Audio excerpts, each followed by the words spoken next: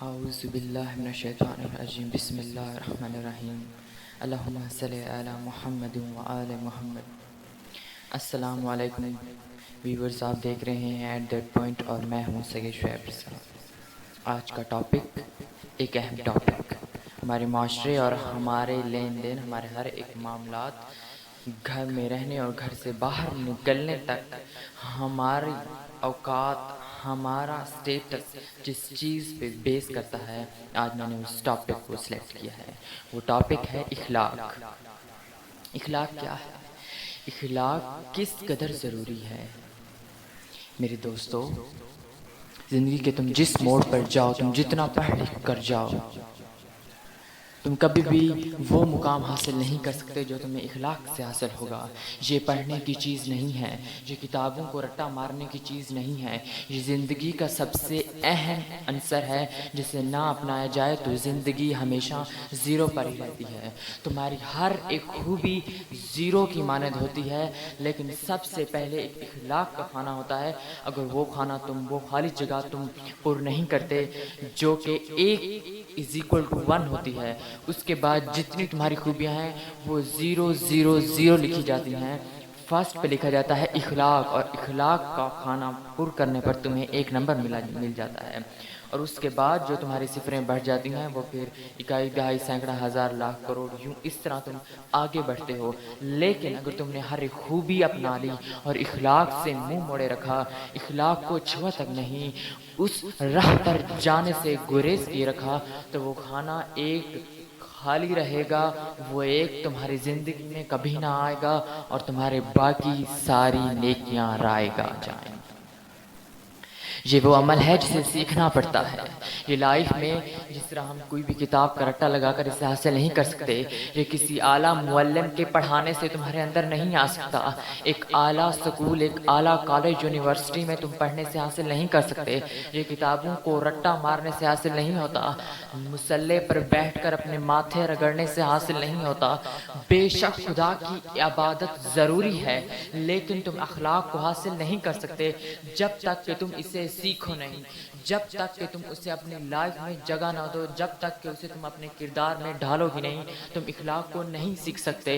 تم چاہے جتنے بڑے معلم سے سیکھ لو، بخاری پڑھانے والا تمہیں اخلاق نہیں سکھا سکتا۔ اگر کوئی بخاری کا اسٹوڈنٹ ہے، کوئی بخاری کی کتاب پڑھتا ہے، تو اس کا مطلب یہ نہیں کہ وہ اخلاق کا حامل ہے، اس میں اخلاق بدرجہ اتم موجود ہے، اس کا ہرگز مطلب نہیں۔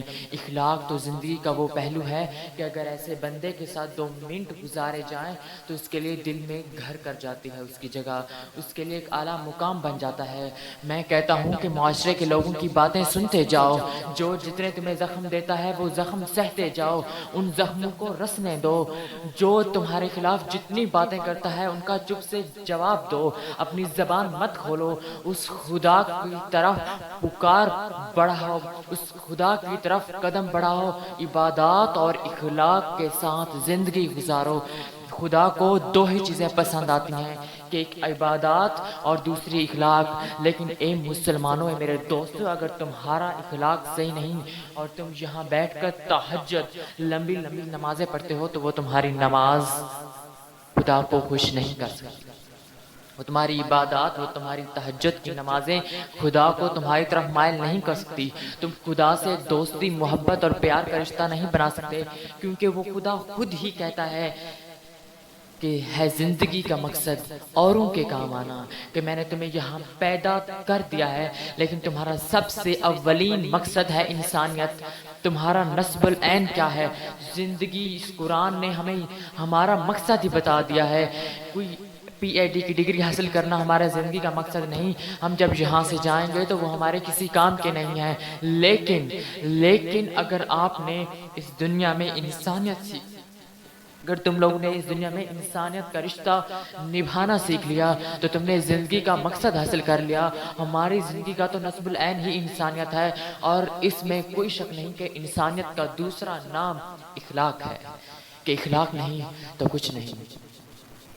اور ہمارے نبی پاک صلی اللہ علیہ وسلم محمد و آل محمد ہمیں اخلاق کا درس دے کر گئے ہیں۔ اخلاق ہی تھا کہ وہ عرب جو جہاں ظلم و ستم کا جو انتہا تھی، جہاں ظلم و ستم رکنے نہ پا رہے تھے، وہاں کون آئے؟ وہاں ہمارے نبی حضرت محمد صلی اللہ علیہ وآلہ وسلم آئے، وہاں ہمارے پیغمبر آئے، دو جہانوں کے رحمت کا سبب بننے والے ہمارے نبی آئے، ہمارے نبی آئے، اور انہوں نے وہاں پر کس چیز سے ان کے دل موم کر دیے؟ ان کے دل جو پتھر کی طرح سخت تھے انہیں اس قدر نرم کر دیا۔ وہ کیا چیز تھی؟ وہ ان کا خوبصورت اخلاق تھا۔ اس میں کوئی شک نہیں کہ ان کا اخلاق مکمل تھا۔ وہ اپنے آپ مثال تھے، ان کی مثل کوئی نہیں ہے، نہ ہی اب آیا اور نہ ہی پہلے آیا تھا، اور یہی اخلاق تھا جس کی مانند انہوں نے پورے عرب پر اسلام کا بول بالا کر دیا۔ یہی وہ اخلاق ہے جس کی مانند آج 1400 سال گزر جانے کے بعد بھی ان کا خوبصورت دین خوبصورتی کے ساتھ رواں دواں ہے۔ لاکھ کوششوں کے بعد بھی اسلام مٹ نہ سکا، اور دنیا کے کونے کونے تک اس کا پیغام پھیل گیا۔ یہی اخلاق ہے جس سے ہم خدا کے زیادہ قریب ہو سکتے ہیں۔ تمہاری عبادات، اس میں تمہاری کوئی نہ کوئی ریاکاری ہو سکتی ہے، اس میں تمہارا کوئی نہ کوئی دکھاوا ہو سکتا ہے، لیکن اخلاق وہ چیز ہے کہ تم جس میں زیادہ دیر تک دکھاوا بھی نہیں کر سکتے۔ میرے دوستوں، غیبت کرنا چھوڑ دو۔ اخلاق کو یہ کھا جانے والی چیزوں میں سے ایک ہے۔ میرے دوستوں، اگر آپ کسی بھی مدرسے میں پڑھتے ہیں، اس کا مطلب یہ نہیں کہ آپ لوگوں کو شیطان شراب سے وہ بہکائے گا۔ اس کا مطلب یہ نہیں کہ وہ آپ کو برے کاموں کی طرح میل کرے گا۔ اسے پتہ ہے کہ یہ بچے مدرسے اور ایک پاک جگہ میں رہتے ہیں، وہ آپ کو غیبت، حسد، ان چیزوں سے برباد کرنے کی کوشش کرے گا۔ وہ آپ کو ان چیزوں سے اپنا ساتھی بنانے کی، ایک شیطانی پتلا بنانے کی کوشش کرے گا۔ میرے دوستو، اگر آپ نے کچھ کرنا ہے تو اخلاق کو اپناؤ۔ اخلاق ہی وہ چیز ہے کہ جس سے تم زندگی میں کامیابی حاصل کر سکتے ہو۔ اخلاق ہی وہ چیز ہے کہ جس سے تم لوگوں کے دل میں گھر کر سکتے ہو۔